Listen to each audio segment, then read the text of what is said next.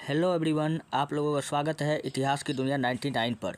दोस्तों, इस वीडियो में बिहार डीएलएड में जीके जीएस के जो प्रश्न पूछे गए हैं उन प्रश्नों का सॉल्यूशन आपको विस्तार से मिलने वाला है। तो चलिए हम लोग वीडियो को स्टार्ट करते हैं। पहला प्रश्न आपके सामने में है, उत्तराखंड की स्थापना कब हुई। दोस्तों, उत्तराखंड की जो स्थापना हुई वह 9 नवंबर 2000 को हुआ था। तो ऑप्शन नंबर बी क्या हो जाएगा, बिल्कुल राइट हो जाएगा। चलिए अब मैं उत्तराखंड से और भी प्रश्न मैं आपको बताता हूँ। अगर क्वेश्चन पूछेगा कि उत्तराखंड भारत का कैमा राज्य बना, तो उत्तराखंड जो है भारत का 27वां राज्य बना। 27वां राज्य कौन बना? उत्तराखंड बना। ये बात आपको याद रखना है, ठीक है। फिर आपसे क्वेश्चन पूछेगा कि उत्तराखंड का सीमा किन किन देशों के साथ लगती है। तो उत्तराखंड का अगर सीमा की अगर बात किया जाए तो उत्तराखंड की सीमा किससे लगती है? चीन से लगती है, नेपाल से लगती है और तिब्बत से लगती है उत्तराखंड की सीमा, ठीक है। और भी मैं आपको बताता हूँ उत्तराखंड से इम्पोर्टेंट प्रश्न जो आपके एग्जाम में पूछा जाता है। उत्तराखंड का राजकीय पशु पूछेगा। उत्तराखंड का राजकीय पशु बताओ। तो उत्तराखंड का राजकीय पशु का नाम है कस्तूरी मृग। क्या नाम है? कस्तूरी मृग। कस्तूरी मृग नाम है, ठीक। और उत्तराखंड में दोस्तों भारत का सबसे पुराना पार्क जिम कॉर्बेट पार्क है। क्वेश्चन पूछेगा कि जिम कॉर्बेट पार्क कहाँ है, तो यह भी दोस्तों उत्तराखंड में है, जो भारत का सबसे पुराना पार्क है। जिम कॉर्बेट पार्क ये भी उत्तराखंड में है और यह भारत का क्या है, सबसे ओल्ड पार्क है, सबसे पुराना पार्क है। ये बात आपको याद रखना है। तो चलिए हम लोग बढ़ते हैं नेक्स्ट अगले प्रश्न की ओर। अगला प्रश्न आपके सामने में है, हरिद्वार शहर किस नदी के तट पर बसा हुआ है। हरिद्वार शहर पूछ रहा है, तो भैया हरिद्वार जो शहर है वो किस नदी के तट पर बसा हुआ है? तो गंगा नदी के तट पर बसा हुआ है। तो ऑप्शन नंबर सी क्या हो जाएगा, बिल्कुल राइट हो जाएगा, ठीक है। अच्छा, गंगा नदी से मैं कुछ और भी प्रश्न बताता हूँ। अगर इसकी लंबाई पूछे कितना है, तो 2525 किलोमीटर। कितना है? 25 किलोमीटर इसका क्या है, लंबाई है 2525 किलोमीटर। और गंगा नदी की सबसे लंबी सहायक नदी, गंगा नदी की सबसे लंबी सहायक नदी पूछे क्या है, तो सबसे लंबी सहायक नदी यमुना है। कौन सी है? यमुना नदी है। सहायक नदी यमुना है, ठीक। अच्छा, और भी क्वेश्चन पूछेगा कि गंगा नदी को राष्ट्रीय नदी का दर्जा कब मिला। तो 2008 में गंगा नदी को राष्ट्रीय नदी का दर्जा मिला। ये बात आपको याद रखना है। दोस्तों, गंगा नदी के पानी में कीड़ा कभी नहीं लगता है। तो कीड़ा नहीं लगने का क्या कारण है? क्योंकि गंगा नदी के पानी में T4 नामक बैक्टीरियोफेज पाया जाता है, जो पानी को ख़राब होने नहीं देता है। तो T4 नामक बैक्टीरिया पूछेगा कहाँ पाया जाता है, तो गंगा नदी के पानी में पाया जाता है, जिसके कारण इसका जल कभी ख़राब नहीं होता है। ये भी प्रश्न कई बार एग्जाम में आ चुका है। तो चलिए हम लोग बढ़ते हैं नेक्स्ट अगले प्रश्न की ओर। अगला प्रश्न आपके सामने में है, अगला प्रश्न है, दिल्ली शहर किस नदी के तट पर स्थित है। तो भैया दिल्ली जो है यह आपका यमुना नदी के तट पर स्थित है। तो ऑप्शन नंबर एक क्या होगा, बिल्कुल राइट होगा। चलिए मैं आपको कुछ और भी प्रश्न मैं आपको बताता हूँ जो इम्पोर्टेंट है। अच्छा, पूछेगा गंगा नदी के तट पर कौन कौन सा शहर है। तो हरिद्वार याद रखना। हरिद्वार आपका कहाँ स्थित है, तो गंगा नदी के तट पर हरिद्वार हो गया। हरिद्वार के बाद में ऋषिकेश, हरिद्वार ऋषिकेश हो गया। फिर उसके बाद में कानपुर, फिर बनारस, फिर बिहार का बक्सर। ये सब जो शहर है ये गंगा नदी के तट पर बसा हुआ है। पटना भी, बिहार का पटना जो है यह भी गंगा नदी के तट पर बसा हुआ है, ठीक। अच्छा, यमुना नदी के तट पर बताओ कुछ शहर। तो यमुना में दिल्ली है, आगरा है। यमुना नदी के तट पर कौन हो जाएगा, दिल्ली तो है, अभी बता ही दिए हैं। आगरा भी यमुना नदी के तट पर बसा हुआ है। फिर उसके बाद में मथुरा, वृंदावन, ये सब आपका यमुना नदी के तट पर बसा हुआ शहर है, ठीक। और अच्छा, अयोध्या किस नदी के किनारे बसा हुआ है। तो अयोध्या जो है मित्रों, अयोध्या यह सरयू नदी के तट पर बसा हुआ है। किस नदी के तट पर बसा हुआ है? सरयू नदी के तट पर बसा हुआ है। लखनऊ पूछेगा किस नदी के तट पर बसा हुआ है, तो लखनऊ जो है, लखनऊ यह गोमती नदी के तट पर बसा हुआ है। लखनऊ किस नदी के तट पर? गोमती नदी के तट पर बसा हुआ है। ये बात आपको याद रखना है। चलिए हम लोग बढ़ते हैं नेक्स्ट। अगला प्रश्न आपके सामने में है नेक्स्ट,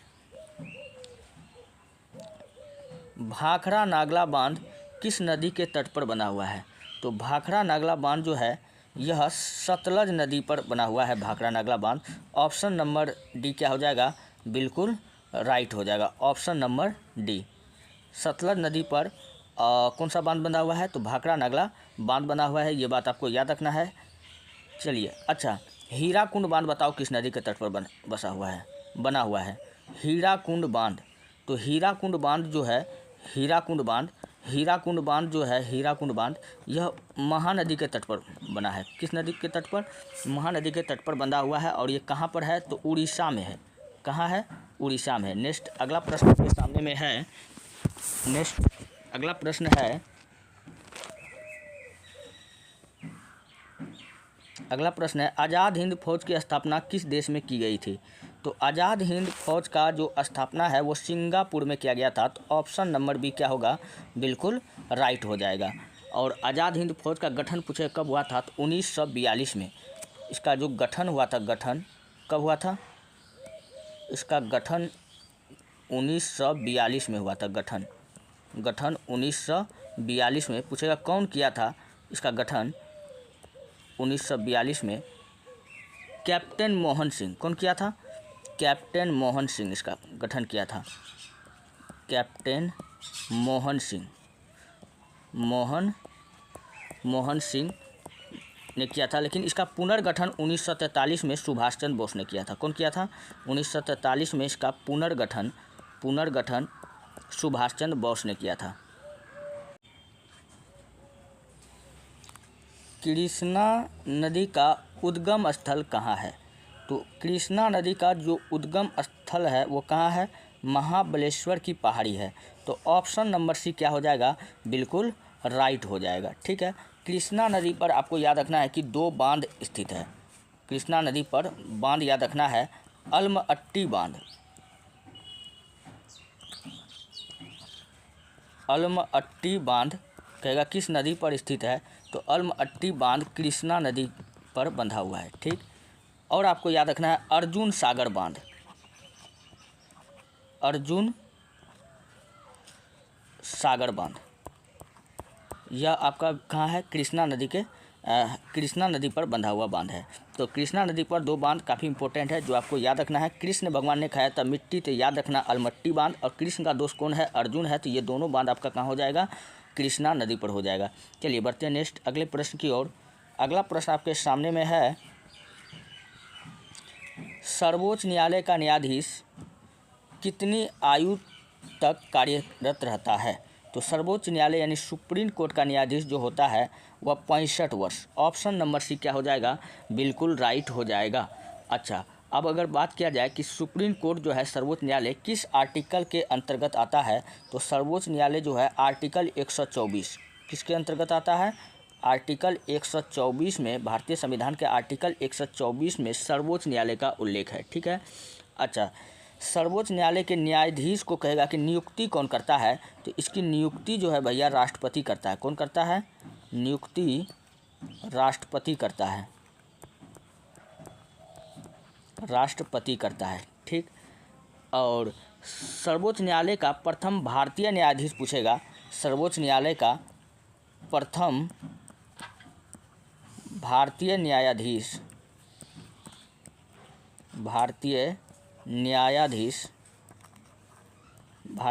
कौन था? हीरालाल जे कार्निया। कौन था? हीरालाल जे कार्निया। हीरालाल कार्निया आपको शॉर्टकट में याद रखना है। हीरालाल कार्निया सर्वोच्च न्यायालय के प्रथम भारतीय न्यायाधीश था। ये बात आपको याद रखना है। और सर्वोच्च न्यायालय को भारतीय संविधान का संरक्षक माना जाता है। तो भारतीय संविधान का संरक्षक पूछेगा किसको माना जाता है? तो संविधान का संरक्षक भी हम लोग सर्वोच्च न्यायालय को ही कहते हैं। ठीक, और सर्वोच्च न्यायालय का वेतन और भत्ता पूछेगा कैसे मिलता है? तो संचित निधि द्वारा। सर्वोच्च न्यायालय के न्यायाधीश को वेतन और भत्ता कैसे मिलता है? तो संचित निधि द्वारा इनका वेतन मिलता है। ये वही बात आपको याद रखना है। ठीक, सर्वोच्च न्यायाधीश बनने के लिए कम से कम दोस्तों 10 वर्ष तक उसको किसी भी कोर्ट में वकालत करने की ज़रूरत है। ये बात आपको याद रखना है। किसी भी कोर्ट में आपको क्या करना है? वकालत करना अनिवार्य होता है सर्वोच्च न्यायालय का जज बनने के लिए। चलिए बढ़ते हैं नेक्स्ट अगला प्रश्न। निम्नलिखित में से किस ग्रह को विशाल गैस के रूप में जाना जाता है? तो विशाल गैस के रूप में किस ग्रह को जाना जाता है? तो वो जाना जाता है बृहस्पति ग्रह को। किसको जाना जाता है? बृहस्पति ग्रह को। तो ऑप्शन नंबर डी क्या होगा? बिल्कुल राइट हो जाएगा। ऑप्शन नंबर डी बिल्कुल राइट हो जाएगा। ठीक है, और बृहस्पति ग्रह जो है दोस्तों, यह सबसे बड़ा और सबसे भारी ग्रह है। सबसे बड़ा ग्रह पूछेगा कौन सा ग्रह है, तो सबसे बड़ा ग्रह भी यही है, बृहस्पति ग्रह है। और सबसे भारी ग्रह भी पूछेगा तो यही है, बृहस्पति ग्रह। और इसका एक उपग्रह है, क्या नाम है उसका? ज्ञानीमेड। ये बात आपको याद रखना है। और शुक्र ग्रह के बारे में तो हम लोग बहुत बार जानते हैं। शुक्र ग्रह को हम लोग किस नाम से जानते हैं? सुबह का तारा। सुबह का तारा, सुबह सुबह का तारा या शाम का तारा, शाम का तारा किस ग्रह को कहते हैं? शुक्र ग्रह को कहते हैं। और सबसे चमकीला ग्रह भी पूछे कौन है? सबसे चमकीला ग्रह भी शुक्र ग्रह है। ये बात आपको याद रखना है। चलिए बढ़ते हैं नेक्स्ट अगला प्रश्न। अगला प्रश्न है, निम्नलिखित में कौन सी नदी दक्षिण गंगा के नाम से प्रसिद्ध है? दक्षिण गंगा के नाम से कौन सी नदी जानी जाती है? तो दक्षिण गंगा के नाम से जाने वाली नदी कौन सी है? गोदावरी नदी है। गोदावरी को हम लोग दक्षिण भारत की गंगा या वृद्ध गंगा के नाम से हम लोग जानते हैं। तो इस प्रश्न का ऑप्शन नंबर डी क्या हो जाएगा? बिल्कुल राइट हो जाएगा।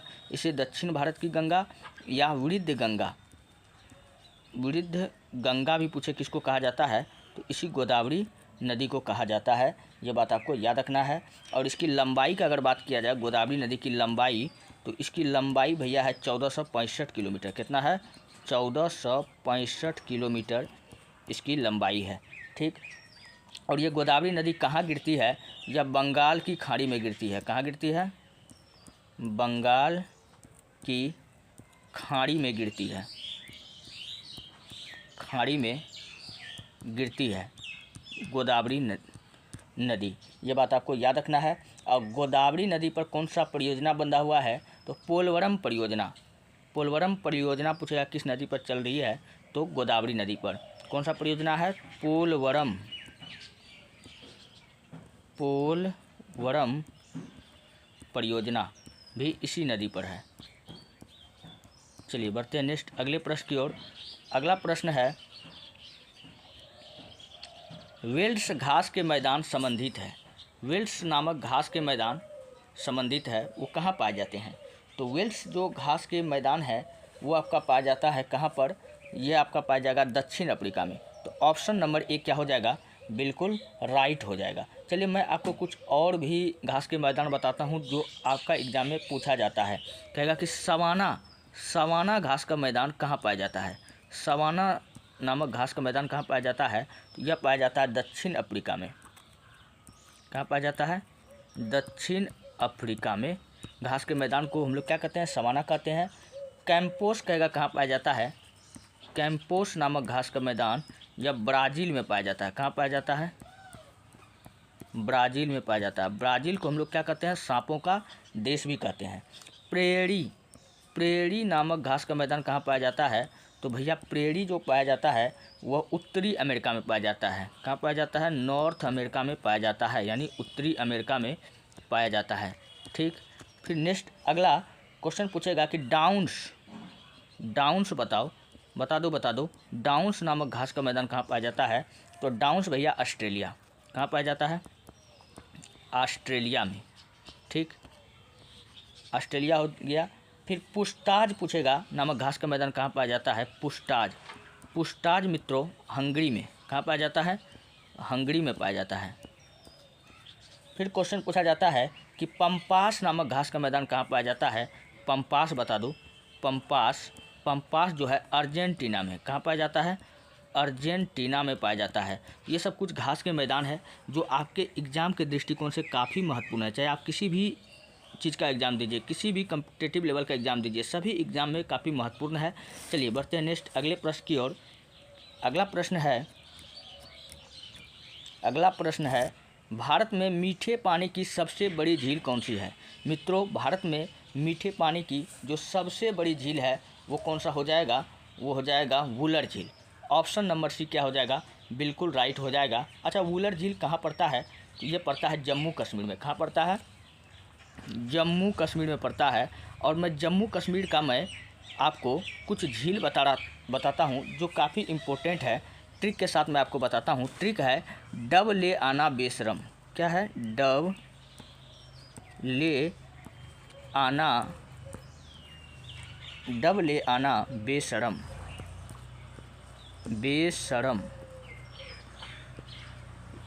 अगर ये याद रख लेते हैं तो आप जम्मू कश्मीर का सारे झील को ऑटोमेटिक याद रख सकते हैं। चलिए, ड से याद रखना है डल झील।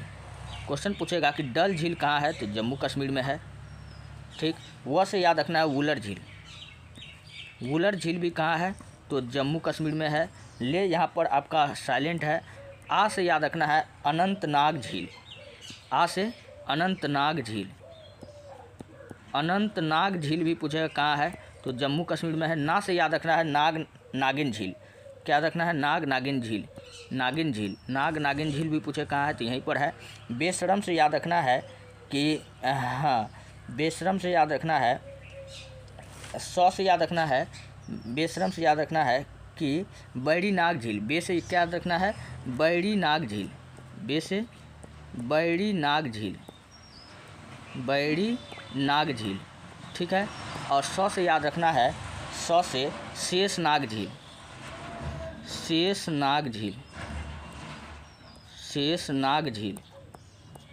और शेषनाग झील। माँ से याद रखना है, माँ से मानस झील। तो ये सारा झील आपका कहाँ हो जाएगा, सारा झील आपका जम्मू कश्मीर का झील है। ये बात आपको याद रखना है। ठीक है, चलिए बढ़ते हैं नेक्स्ट अगले। अलकनंदा और मंदाकिनी नदी के संगम पर स्थित है। दोस्तों, जब अलकनंदा और मंदाकिनी से मिलती है तो इसको हम लोग क्या कहते हैं, रुद्रप्रयाग कहते हैं। तो इस प्रश्न का ऑप्शन नंबर सी क्या हो जाएगा, बिल्कुल राइट हो जाएगा। यह जो प्रयाग है टोटल 5 होता है, जिसको हम लोग पंच प्रयाग के नाम से जानते हैं। अभी हमने रुद्रप्रयाग को देखा, अब हम लोग जानते हैं कि नंद प्रयाग किसको कहते हैं। सब में आपको याद रखना है कि अलकनंदा जो होगा क्या होगा, कॉमन होगा। ठीक है, जब अलकनंदा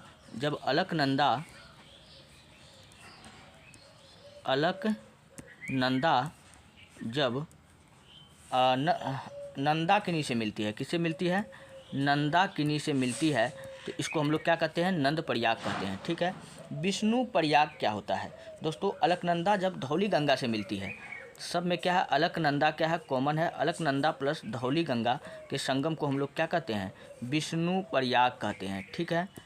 रुद्रप्रयाग तो अभी बताइए दिए, अलकनंदा और मंदाकिनी के संगम को हम लोग कहते हैं। ठीक, अब क्या बच गया, कर्ण प्रयाग। दोस्तों, कर्ण प्रयाग हम लोग किसको कहते हैं, अलकनंदा जब अलकनंदा जब पिंडार नदी से मिलती है, तो इसको हम लोग कहते हैं, क्या कहते हैं, कर्ण प्रयाग कहते हैं। क्या कहते हैं, कर्ण प्रयाग कहते हैं। ठीक, और एक आपका बच गया, देव प्रयाग। दोस्तों, जब अलकनंदा भागीरथी से मिलती है, अलकनंदा किससे मिलती है, भागीरथी से मिलती है, तो उसको हम लोग क्या कहते हैं, देव प्रयाग कहते हैं। क्या कहते हैं, देव प्रयाग कहते हैं। दोस्तों, ये रहा आज का वीडियो। अगर आपको अच्छा लगता है, हेल्पफुल लगता है, तब आप हमारे चैनल को सब्सक्राइब कीजिए और वीडियो को लाइक कर दीजिए। जितना हो सके अपने दोस्तों में शेयर कर दीजिए। मिलते हैं नेक्स्ट वीडियो में। धन्यवाद।